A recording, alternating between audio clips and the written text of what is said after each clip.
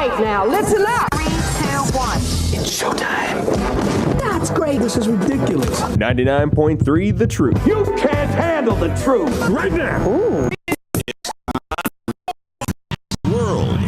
And here we go. Everybody, let's get it started. Let's get it started. Call Matt 244-0077 or text 809-0993. It's showtime, everybody! Showtime! Exclusively on 99.3 The Truth. 7 minutes after 4 o'clock on the 13th day of July in the Lord's year 2016 in the second millennium. I'm J. Michael McCoy, and this is Max World Live. Heard every day, Monday through Friday, from 3 to 5 in the afternoon. We cover a plethora. It's one of my favorite words. A plethora of topics.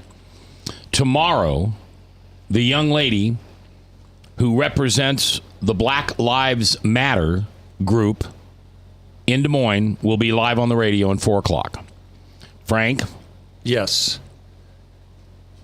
You want to take the day off? You want to recuse? Well, I don't know. I don't know. I just usually when those kind of guests come on, I always think it's probably better if you don't.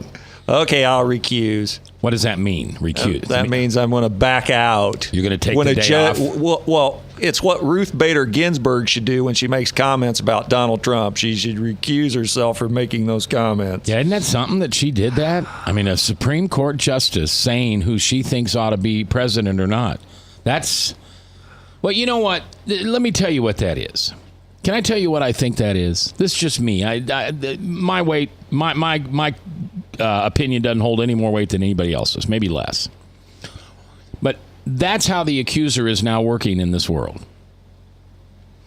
We have a Supreme Court justice, the highest court in the land, some would say the most powerful court in the world, making comments on a presidential elections, saying that she will leave. Is that right? She'll leave the country if Trump is elected? I don't know, but if everybody that's going to leave the country leaves, I'll tell you what I have to say. Goodbye. Well, anyway, I just think that's pretty bizarre that she, and that's not internet folklore. That's been collaborated from the Associated Press and the major news. She did make a public statement that she thinks Donald Trump would just be a horrible president. Oh, he's just dangerous. He's terrible. Oh, yeah. You know. And her job is to uphold the Constitution. How can she uphold the Constitution if Donald Trump is the president? Well, it looks like she would have a bias. I mean, clearly she would have to recuse herself from anything that would go the way of the court that would involve Trump, because clearly she's announced her bias now. She's 83 years old and she's complaining. She has no indication that she's leaving the court. A lot of people thought she'd be one of the first to leave, but she's hung in there for some reason. I think it's to get a Democrat to nominate her replacement. But well, she ought to step down now so Obama can do it. Right? I mean, well, yeah. Well, the Republicans won't. But they wouldn't pass anybody through because the Republicans have the House and Senate. Right. We'd have two Superior Court justices, or I'm sorry, Supreme Court justices. I'm guessing she's putting her eggs in the basket that Hillary wins so that Hillary can name her replacement. So before we get back to your brother's story, just honestly, do you think Trump's got a chance? Because I'll be honest with you, I don't think he does. Well, I think he does. You think he does, Bob? Yeah.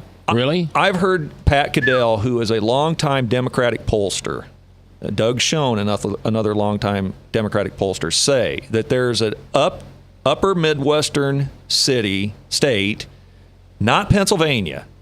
And Pat Caddell has done a lot of polling in this upper Midwestern state, and he says that is going to send shockwaves through the political parties if Trump takes that state.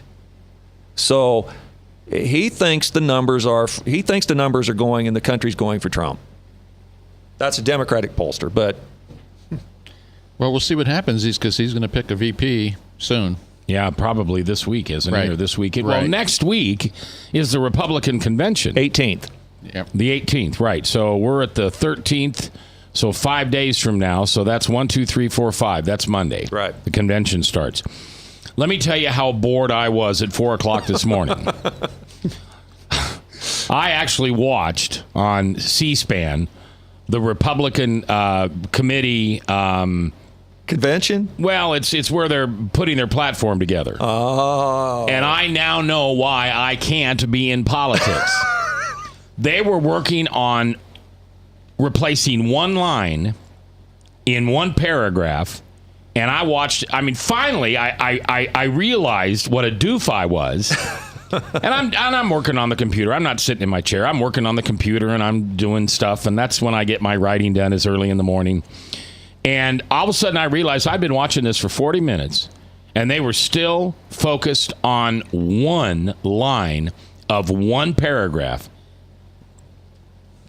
It's just craziness. And you wonder why nothing gets done in this country. Oh, it's just and how that chairman stayed caught up in all the Robert's Rules of Order. Right. Oh, my heavens. This chair says this and this. Oh, man. And, of course, Tamara is on this committee. She's one of the hot dogs, or that's wrong to say. She's one of the main people on this committee. And I watched her body language, and I could just tell she was ready to pull her hair out. Because this was ridiculous. This was ridiculous. They wanted to take out some people wanted to take out the term LGBT and use a generic term. Then you had people on the committee who were LGBT that thought that needs to be there so they can be specifically recognized. And I don't know who was right or who was wrong. I don't care. After 40 minutes, I switched to Porky the Pig and watched some cartoons. Something had to be better than C-SPAN at 4:30 in the morning. All right, here's what we're doing today. David Michael, who is Frank's little brother by 6 years, is here. And Frank and he are telling David's life story because, David, you've had several near-death situations, and you've come through every one of them. Yes. And are you I'm asking you a question. Are you claiming that's because of your faith? There's no other reasonable explanation. Coincidence. It's all been miracles as far as I'm concerned. All right. So we're going back to the time you were 10 years old and Frank shot you with a gun. Didn't know the gun was loaded, just was playing around, Cowboys and Indians or whatever you guys did, shot you with a gun. They didn't think you were going to make it. Obviously, you did make it because here we are 40 years later and you're looking pretty good. Tell me how your life changed after getting out of that hospital. So you know, if you haven't heard, the bullet went through the front of his stomach, into the kidney, past the pancreas, out of the back of his stomach, and lodged in his left elbow. Yes. And you have somewhere you think you have the whatever it is, the bullet. Yeah, I wanted to wear it around my neck for a souvenir, but Mom wouldn't let you. I don't know where it's at. But you think it's somewhere. Yes. Well, I would guess Mom's got it if it exists. Okay. Is your mother listening to this? I don't know. She may be. Are you okay with that? Yeah, no problem. Can she call in if she wants to? Probably, but I doubt if she's listening. Highly doubt. Well, okay. So you come home. Tell me how life changed for you, David. Oh, as a kid, I wouldn't say anything changed. You know, you're still a kid. You're still going to go out and play and so forth. But how, did your spirituality change? Or did you just come home, you got shot, you got home? I mean, were you a hero in the neighborhood? Did everybody want to see your scar? Well, here's what he used to tell the kids. Anybody that asked him, it's a shark bite by Jaws. Yeah, it's a shark bite. Because it kind of looked like a shark bite. Oh, it's clear across my stomach. So, if someone asked me. So did it go from side to side or front to back? Side to side. From right side to left to the left side. So you didn't even shoot him in the straight ahead. You shot him from the side. Yeah, the way it ended up being, he was kind of turned sideways to me. I don't know if he was turned sideways at the time, but when the gun went off, he must have been sideways. All right. So you're, David, I don't want to put words in your mouth, but do I hear you saying that life just kind of went on and you didn't think much of it? Well, later on in life, when I got married, we went to church, raised our kids in church school, and took them to Sabbath school, and we thought we was bringing them up the way God intended a husband and wife to bring their kids up. So that was my intention. I put God first in your life. Okay. And you did. Yes. All right. So getting back to the accident, and then let's leave the accident. So what I hear you saying, or actually what I hear you not saying, or what I hear you saying is it wasn't any big deal when you got home. The life didn't really change. You were alive. You didn't have a colostomy bag. You were just a regular kid that had a hole. I was on my bicycle riding in 2 weeks. It actually got better because I gave him a lot of attention. Anywhere I went, if I went to a ball game, if I went to a race, if I went to a movie, we went to a weekend at some friend's house, whatever it was, he could ride motorcycles. He bought everything. He got go-karts. He got motorcycles. Whatever the kid wanted, he got. And I didn't begrudge him that because I'm going, wow, if he lived through this, he can have whatever he wants. So this kid didn't have a care in the world. He literally didn't have a care in the world. He could. Would you agree with that, Frank or David? As a kid, yeah, I would agree. Listen, he'd be up at the corner at the ice cream store with his feet hanging out the window, his stocking feet, laying back eating ice cream cones. He didn't have a care in the world till he got hooked up with women. All right, let's take our break, and then we'll come back, and we are going to get to when you got hooked up with women, as Frank would say. Because it sounds like maybe that's the next point in your life that really changed when you met your wife, your wife, and then you married her, and then you had 2 children? 3. 3 children. All right. We'll talk about that when we come back. It's the David and Frank story live here. The Truth.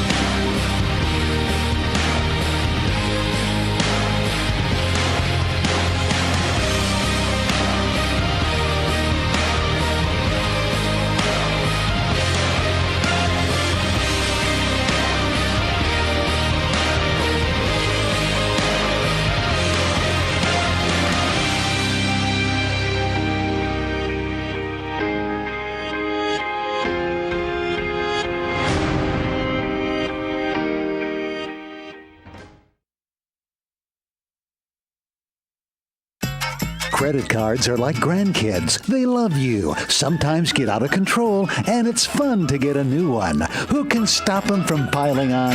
Hi, I'm Tom Coates with Consumer Credit of Des Moines. At the end of the day, you can return the grandkids, but you're stuck paying off bad credit card debt. We'll help you put the fun back into using credit cards responsibly. Right, kids? Yeah! If you need help getting credit cards off your back, call Consumer Credit of Des Moines. Hi, my name is David Burrier, your Hope Coach. I host a live weekly talk show called I've Been There every Thursday afternoon at 5:30, right here on webcast1live.com, and on my weekly radio program Saturday mornings at 10 on Truth Network 99.3 FM. I interview common everyday people who have survived incredible life challenges and who testify to God's faithfulness in the midst of their storms. So join me as we bring a message of hope and encouragement. Everybody needs hope. I know, because I've been there. Hey everybody, I brought Northern Lights Pizza! And it's got Graziano sausage!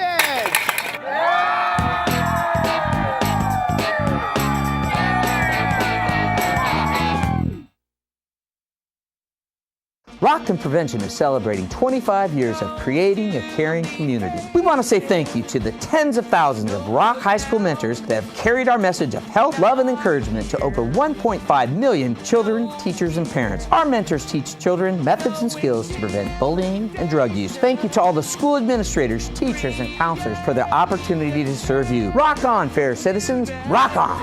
This is Pat McManus for Rock and Prevention, the Richard O. Jacobson Foundation, and this station. From the RE/MAX Real Estate Concept Studios, this is Webcast One Live.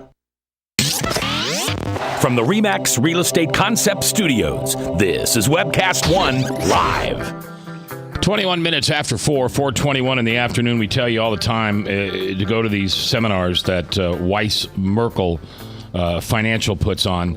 They're free. They're a couple hours long, and you can walk out at any time. But the bottom line is you can learn more about retirement in a couple hours than you probably have known all your life. Why wouldn't you go? Why wouldn't you go?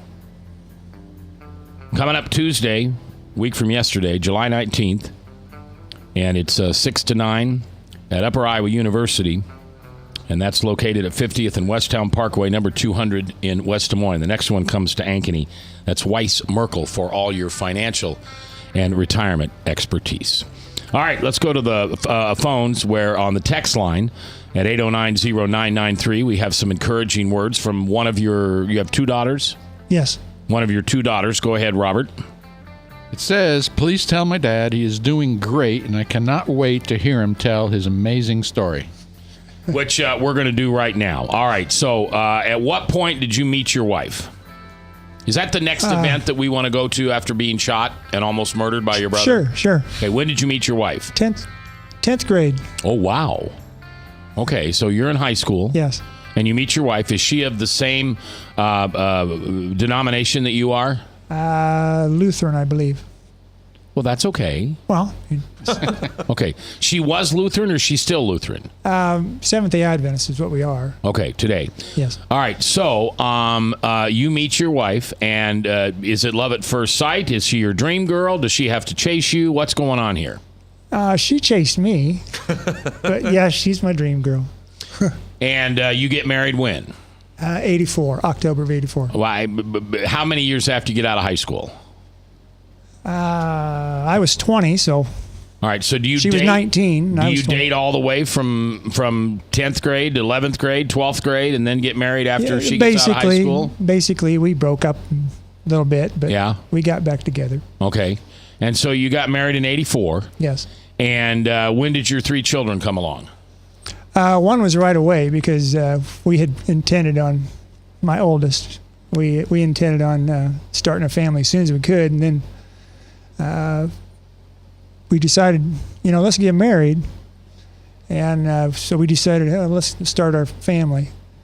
And it took a lot longer to get a marriage or a wedding set up than, so she was around before we.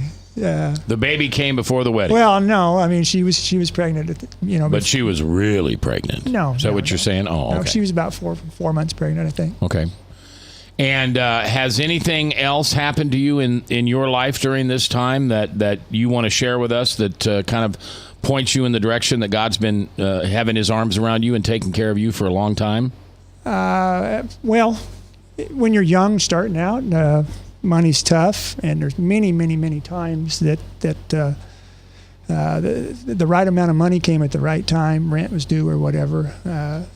When we moved into town here, we tried to stay out of in the school district that we had the kids in, and we tried, and we came in and bought a home here in town, and we was just on fumes. The lady wanted $500 down, and we had $500, and we had a quarter of a tank of gas between the two of us, and we didn't know how we was going to get to work or food, and that kind of reminds me. My brother bought some groceries for us when we first moved into the house here in Des Moines, and it was kind of surprised that he did that, but that sustained us. Because Frank's just not really a nice guy. That's what I hear you saying.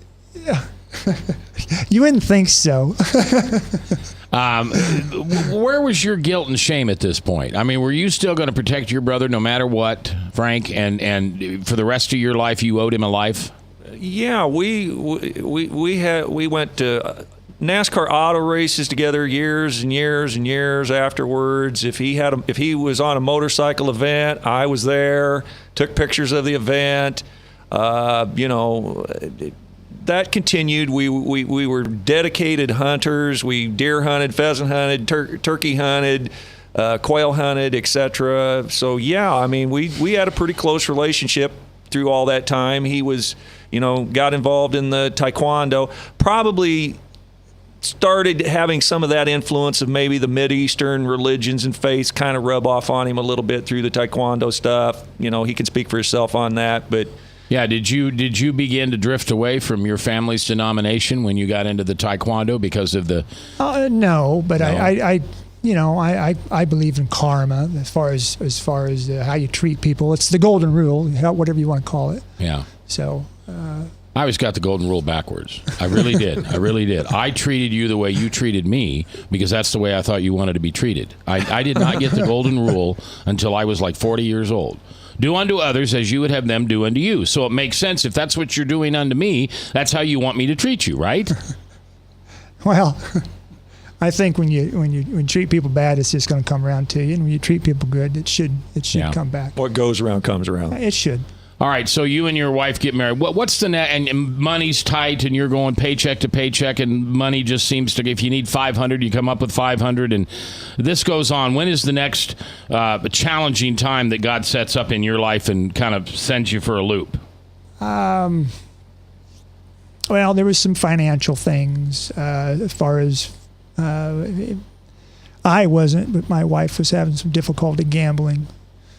And we just about lost the house and a lot of arguments and so forth. But that may have been part of why she felt she needed to move on in life. It was a lot of stress for her. But we worked. There's a silver lining to this. The house was refinanced at a lower rate.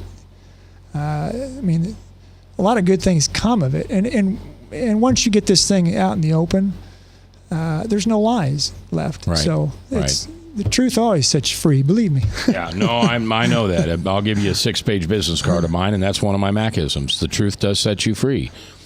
It's amazing. I've been a lover of Jesus for about 5 years. Before that, I was a pitiful God guy. Thought I had salvation. Thought everything was fine in my life. I didn't need Jesus. If you got the Father, why do you need the Son? That's what I would. Nobody gets to the Father but through me. Well, I'm special, so I don't need to follow that. And I spent my years doing the one thing that God says, please don't do to me, and that's denying my Son, denying the Trinity. And when Jesus finally came around and mugged me, it was just amazing to see all the different ways he had been with me for all those years, and I failed to recognize it. And then he began to reveal himself to me and show himself to me. And it sounds like that's kind of what he did in your whole entire life. Yes. Showed up, set you free with the truth. Now, how old are your kids now? Are they grown? Yes. All right. Do they live here? They're all in the Des Moines area. In the Des Moines. Are you a grandfather yet? Yes. How many times? Oh, boy. 7 or 8. Wow. You put me on the spot. Well, that's okay. 7 or 8. That's okay. So when is the next time that God challenges you? Was it when your wife left? Yes, absolutely. All right. And how long had you been married? Going on 32 years. Okay.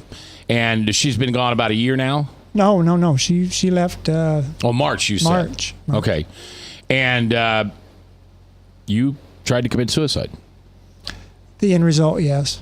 Well, okay, back up. Tell me what the result was. Well, I lasted about 30 days. I mean, I didn't last very long. When you say you didn't last very long, I don't know, what do you mean? Very difficult to, my mind was racing constantly. I'm trying to get into communication with her. That was difficult. Knowing where she was at, it created a lot of stress. I wasn't eating, exercising just like a maniac to burn off energy. And finally, I went to a clinic, and I don't walk into a clinic for anything, but I had to ask for help. And I got antidepressants, and I needed something a little faster, to work a little faster, so I did get some Xanax. They put me on this Zytrophan, I think it was, for a depressant. I'm not sure the name, but they gave me Xanax as something that would work faster, and that seemed to help. But the mind just keeps going and going and going. Yeah, the depression is terrible. Yeah. I mean, did you have depression before that? No. So it was depression and anxiety from you being abandoned and betrayed by your wife. I felt that way. Okay. Yes. And at what point did you choose to try to take your own life? It was maybe only 4 weeks or so. After she left? I honestly, this stuff was I was taking the pills, and I started hearing voices in my head. Oh my gosh! Just 6 different distinctive voices in my head. Do this, don't do that, and I would get in a position where I'd have to pray myself out of this so hard because I was losing my mind. Yeah. And I started taking more of these pills, just sleep, and I wasn't getting any sleep. There was sleep deprivation, and it just got to a point where the little voices are telling you don't need to be around no more. Nobody needs you, and you're abandoned. And were you reaching out to your kids, or are they reaching out to you? I was telling everybody it's fine, go on. And I was by myself. Nobody was staying at the house. Was everybody shocked that your wife had left? Oh, absolutely. Nobody had any idea? Nobody had a clue. I mean, I was sitting in the house, and my daughter come home and said, "What'd you hear from Mom?" So she ain't called me. Well, she's at the airport, and she's getting on a plane, and she ain't coming back. So she took clothes on her back, I guess, and left. And what was I supposed to think? I mean, do you think this was an online hookup that she had, or is this an old boyfriend? Or I don't have the details of that. Okay. Have your children been supportive? Yes, absolutely. Okay.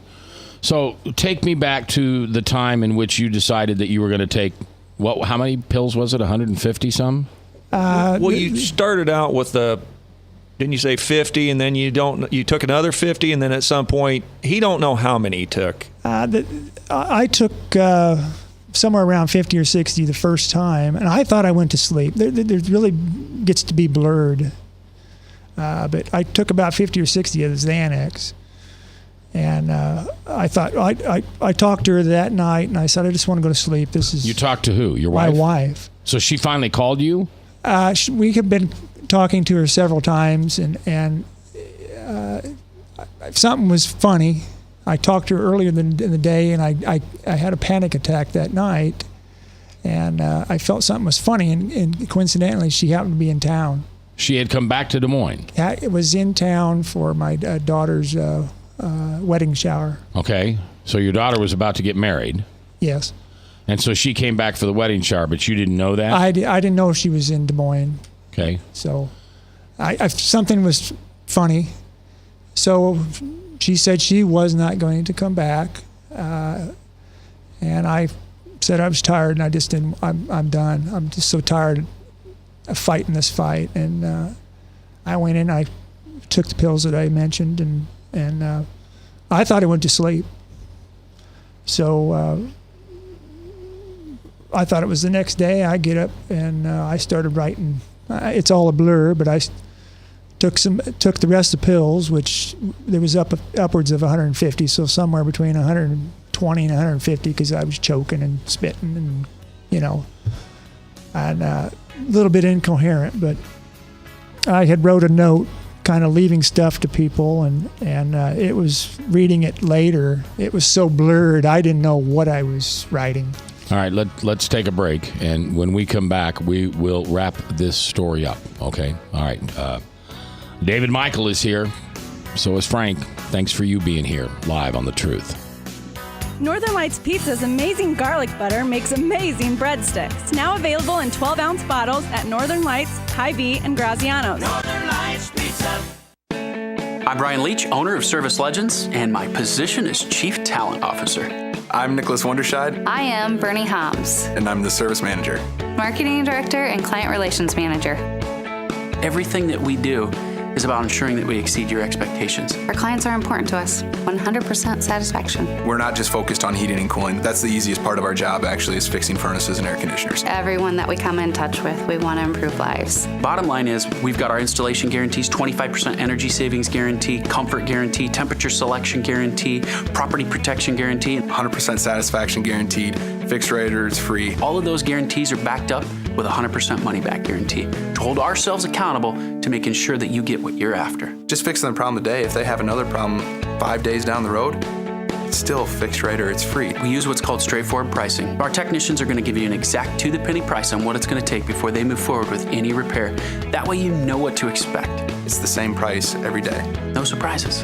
If you get off work at 5 o'clock in the afternoon, you come home, you realize that, oh, my furnace is broken. Now you need to call somebody out that night. You shouldn't have to pay more for that. We're guaranteeing service 24/7. We run afternoons, evenings, nights, weekends. We're staffed to work that. Phone rings at 3 in the morning. You'll get one of our representatives answering the phone every time. We're not sending you out to Timbuktu in some call center. It's our Service Legend team members, our mission control team. I'll take a call anytime. And then they answer the phones the same way during the day as they do at night. It's a great day at your service company. How can we make you smile? That's the only way to provide true 24-hour service. When you're able to let somebody actually live in their home safely when they weren't able to do that before, where they don't have to stay up at night and worry about, is the heat going to come back on? Are we going to freeze the pipes? Is the baby in the room next door going to be sick because they got too cold? When you're able to help somebody overcome challenges like that, that's impacting a life. That makes a difference. I get goosebumps thinking about it. I love the team.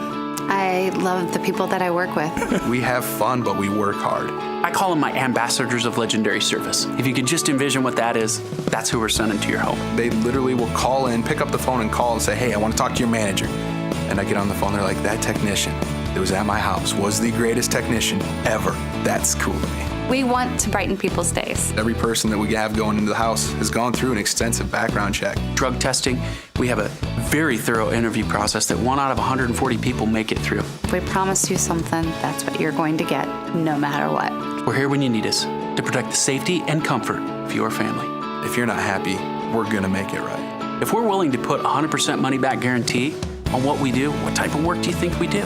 Give us a call. We're there for you 24/7, 365 days a year. Enough said. From the RE/MAX Real Estate Concept Studios, this is Webcast One Live. All right, 4:38, 22 minutes before the top of the hour. We're live in Max World, and I'm going to do something I don't usually do. I'm going to turn it over to Frank because I want to get this story concluded by the end of the show so people have it, and you know what's going on, Frank. So I'm going to give this to you. You take it from here. You were making notes when we went away to the break. What's important about the fact he's making these notes? I was just trying to leave, tell my kids I was sorry and let them know what condition I was in mentally. And I left everything to them and so forth. I just trying to give them some sense of peace. Tell them you love them? Yes, absolutely. Okay. Absolutely. So you didn't want anything to happen without letting people know how you felt? Correct. So do you want to pick up the story of where you was in the hospital? Is there anything you want to conclude here? At that point, I did take upwards of about 150. So I took an additional 90 or 100 tabs. And evidently, I was fully clothed. I woke up in the nude. And from the time that I called her to the time that the ambulance got there was a very large gap. There was somewhere between 48 and 60 hours that I possibly could have been passed out, which led to this rhabdomyolysis thing that happened where you it results in muscle fibers, the death of muscle fibers and the release of the contents into the bloodstream was the diagnosis. But Bob, you know the technical part of that? No. Anyway, I woke up, which is a complete miracle that I even woke up, and it amazes me, but I then struggled to try to get into bed. All I wanted to do was go back to sleep and just give up. And I basically crawled on my belly into the room and wanted to get into bed. And I realized when I heard a beep that I had hit a phone. I had a phone so I could have it by my bed in case my wife called. And I felt that phone beep and it's like, here's God's telling you, here's your out, here's your guidance. So I struggled to try to my arms and my legs had fell asleep, basically. And I had a difficult time getting to the phone, but I did eventually get to the phone, and my son had called me, and I told him to get me an ambulance, and they scooped me up. They was there just in a blink of an eye. They scooped me up and got me to the hospital. I'll try to say this as quickly as possible, but they got me to the hospital. I was in ICU 2 days. They had numbers on my kidneys that one of the numbers was, they only went up to 50,000 on this, 50,000 per whatever, I don't know, but the numbers on the kidneys was way above that. They couldn't calculate them, the numbers. The numbers was off the chart. Off the chart completely. And they were even talking about maybe some liver problems. But the good thing about this is people that you're not, before this happened, you think you're all alone in this world. You've been abandoned. And I had people come to the hospital that I haven't seen in 30 years. And I had fabulous support. Anybody that came into the room got an I love you and thank you, and a heartfelt appreciation from them visiting me. You was hugging a lot of people, weren't you? Oh, yeah, yes. Well, I would just conclude a little bit of my story in this and how you and I are relating into this. I'm working on a Jimmy John's in Ames. Yeah. 30 foot in the air with my cousins, and I have one cousin say to me, Dave's in ICU. Oh, okay. We're tooling on the interstate on the way home. Says, well, his wife's left him. I go, oh, okay. Up until that point, we hadn't spoke for 7 or 8 years. Yes. We had a falling out on probably a hunting trip. I think my mom cursed the trip when she told us, "I hope you don't get anything. Go on Sabbath." I think that kind of set into an event where it just threw the whole trip out of kilter, out of whack. It brought up some bad things. You got caught on a guy's land with 2 deer dead. Got chewed out for being on the guy's property. Oh, yeah, yes. We're all anticipating making this into summer sausage, processing meat, et cetera, and you got to be all in on this 5-day hunting season. I mean, you got to use every day if you're going to get it done because of the temperature of the meat, the processing of the meat or whatever. And there was just some hard feelings that came out. I don't know if that was all it was. There was some words exchanged back and forth, but, we just stopped talking. So, I'm pondering this on the way home from on the interstate, and I'm going, well, he's asking for prayer. Anybody that wants to pray for him, I'm going, well, I don't know how serious it is, and, I don't want the kid to up and die, and I never speak to him again. Yeah. So, I walk in, I decide I'm coming to work, radio studio. I decide, well, I'm going to stop by Mercy Hospital and see what's going on.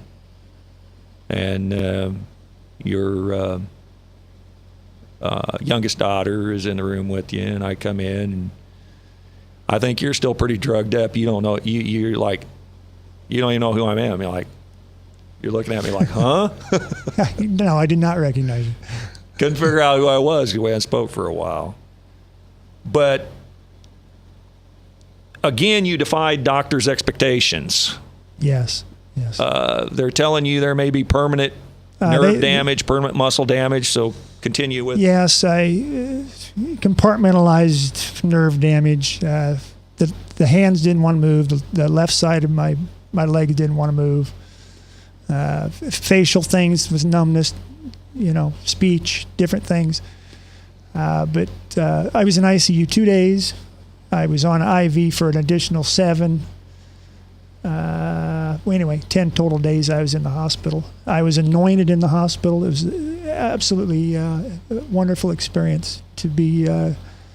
All this is renewed my appreciation for God's guidance in my life.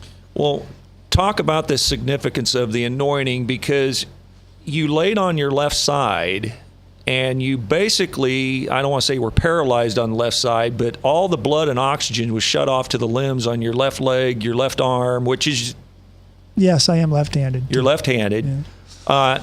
Real quick story in the interest of disclosure.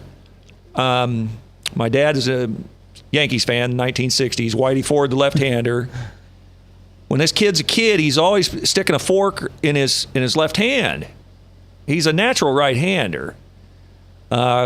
You throw a ball right-handed, kick a ball, shoot a basketball right-handed, but you shoot, draw, and eat left-handed. So your left hand you've laid on this left side, and that potentially is going to cause you some problems down the road because you've lost feeling and numbness, or you have numbness in these limbs. So what's the doctors telling you about the prognosis of this? And they're saying they've never seen anything like this.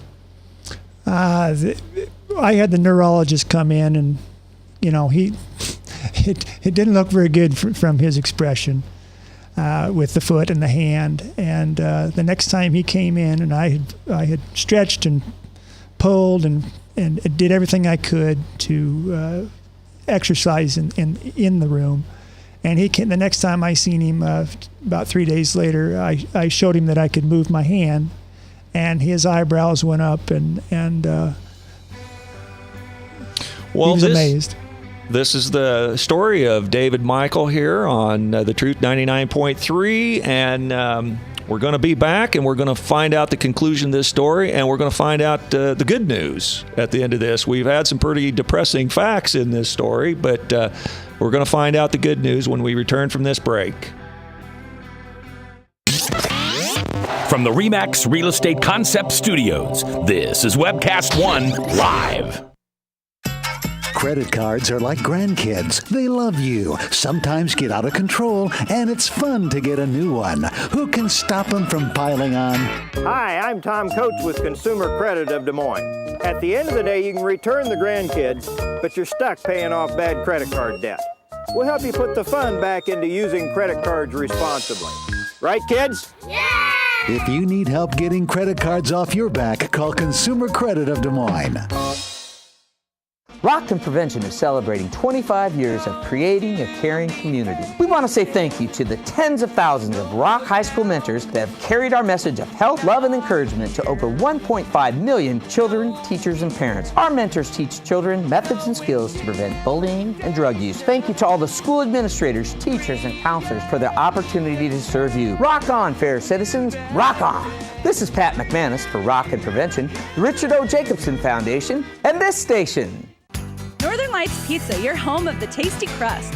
Our garlic butter sauce now available in 12-ounce bottles at Northern Lights, Hy-Vee, and Graziano's. Northern Lights Pizza. Hi, my name is David Burrier, your Hope Coach. I host a live weekly talk show called I've Been There every Thursday afternoon at 5:30, right here on webcast1live.com, and on my weekly radio program Saturday mornings at 10 on Truth Network 99.3 FM. I interview common everyday people who have survived incredible life challenges and who testify to God's faithfulness in the midst of their storms. So join me as we bring a message of hope and encouragement. Everybody needs hope. I know, because I've been there. From the RE/MAX Real Estate Concept Studios, this is Webcast One Live. From the RE/MAX Real Estate Concept Studios, this is Webcast One Live. And we're back with Max World Live. I'm filling in this final segment of the show, Frank DeVers Thomas, and I have my brother in here, David Michael. Of course, that's Holzhauser, and Mac has a hard time pronouncing that name, so that's why we go by Frank Thomas and David Michael. We left off where you was being anointed in the church, and this was a powerful, impactful part of your life. And as I said, you're left-handed. and your left foot. So you need the use of this because you're just out to lunch trying to eat or cut a potato, make a meal with your right hand. So when they come in and anointed you, we set this up with some pastors in our church and some elders. But you had your head anointed, your hand anointed, and your foot anointed. Well, that is of some significance because when Moses anointed his brother Aaron, who is the high priest, they anointed the right ear, the right thumb, and the right toe. And that signified that God had control of your thoughts, your actions, your mind, that the hand was your works, the things you do with your hands, the things you build, and that you would run errands, you would walk upright and flee from righteousness with your feet. So you've committed in this act of anointing, you've committed your mind, you've committed your hand, and you've committed your foot to God. So this is significant in your life. That there ain't no turning back from this now, is there? No. So continue with your story. And the very important part of this was being anointed to seal. This has all brought about a new heart in me. It's set my mind free of a great many things. And I'll kind of jump back to all the incidents and mention the elders, the same elders. There's two that have prayed for me when I was 9, when I was 10, and during this incident, pillars of the church. And this intercessory prayer is so important in my mind. And it was great value to have them same people at the anointing. Right. Well, I'll just say one thing here, and I'm going to compliment my brother Bob Montserrat here, Cat and Hat, because I went to Bob and I said, "Hey, Bob, you want to pray for my brother?" He said, "Sure." I said, "Well, the prayers of a righteous man availeth much." And I'm going to say publicly, I've said it to Bob, and I'll say it here publicly. Bob's one of the most righteous men I know on this earth.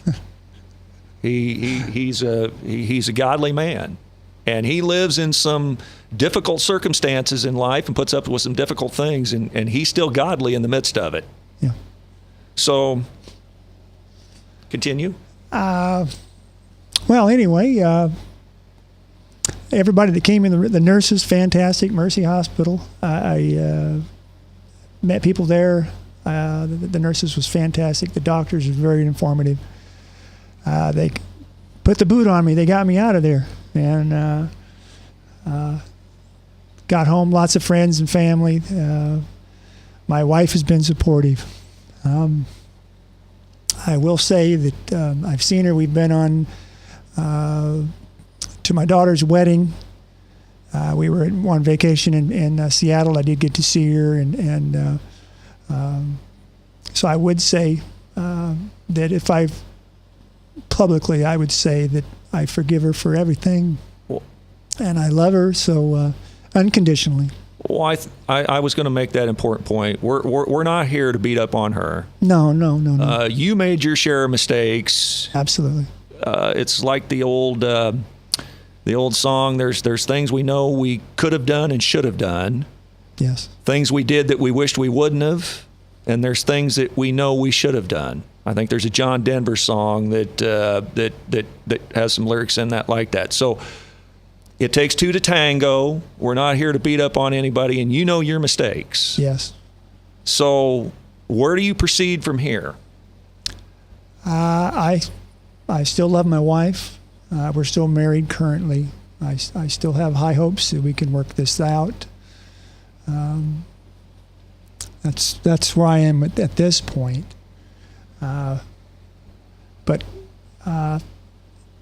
But you're willing to move on if God leads you in another direction. If God leads me to another person, I would have to do that. Okay, we have a phone call here. I don't know who it is. So, what's your name and what's your comment here? Hey, I think you know who I am, Frank and Dave. How are you? I've been listening to you for the last almost 2 hours. I just wanted to let you know, Dave, Frank, Dave especially, I'm one of your best friends. You're my best friend. And I hope you know, I've been through you for years, known you since you got hit by the car and beforehand. Yeah.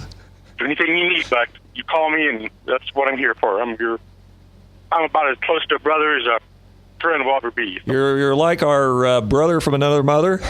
There you go. Good saying. Well, we've been through a lot of hunting wars and NASCAR wars in the day, haven't we? Yeah, we've all shared some words. All right. Well, man, thanks for your call. Thanks for your support, and appreciate it, man. You bet. Yep. Bye. So you got support out there. You know you got support. You didn't think you had it. I know he said, man, why didn't you tell me? I mean, I didn't know you was going through all this. So trying to do this all on your own, the guy thinks he's going to fix everything, and he keeps it to himself. And that's the worst thing. God begs you and begs you and begs you relentlessly. He knocks at your heart. He knocks at that door. And that's the sin. That's the sin, and it's neglecting Jesus when he's there for you millions of times. And that's sin. It's not hurting somebody or stealing. The sin is neglecting God. And I want to say that my relationship with God and is a hundredfold. It is a great blessing. So this is a blessing in disguise. If I have a little limp and a bad arm for the rest of my life, I'll accept that. Well, you said something interesting about neglect, and that's exactly how we become lukewarm Christians. God says, I would rather have you hot and cold. If you're lukewarm, I will spew you out. And we don't become lukewarm overnight. No. We're once hot Christians, but because of neglect of our relationship with Christ, we slowly become lukewarm, and we don't even realize that we're in the state that we're in till we wake up and we find ourselves flat on the back with no one else to cry out to but God. Help me, or I will not survive another second. And that's where you were. Yes. And I was shown this mercy and forgiveness, and I have to do that to other people. That's why I forgive my wife. I forgive family members, whatever the case may be. Well, this has been the story of Dave Michael today, and this has been KTIA 99.3, the Truth Network, and Mac is joining us back in the studio, but I think I'm going to take the show out. So thanks for listening. We appreciate your listenership today, and be sure to forgive others as God forgives you.